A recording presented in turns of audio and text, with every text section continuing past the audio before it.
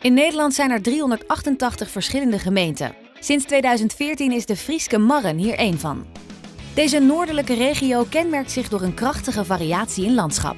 Een recreatieondernemer vertelde mij, alles wat Nederland kenmerkt qua landschap vind je binnen de gemeentegrenzen. De bossen, de prachtige IJsselmeerkust met kliffen en gaasten, uitgestrekte weidegebieden, de binnenmeren. Eigenlijk alles wat Nederland te bieden heeft, vind je binnen de gemeentegrenzen. De ligging van de gemeente is natuurlijk heel erg van invloed op je bereikbaarheid.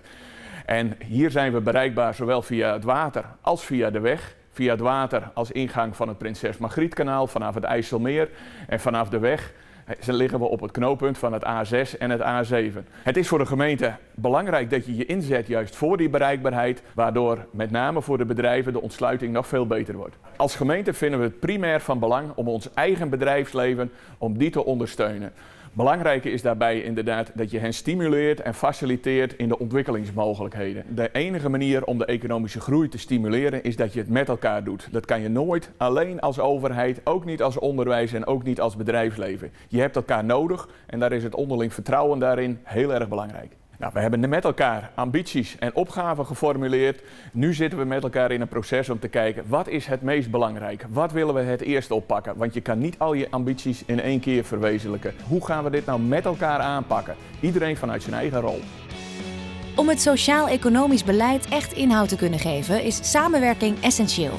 De gemeente is één van de partijen. Het bedrijfsleven is hierbij een onmisbare schakel.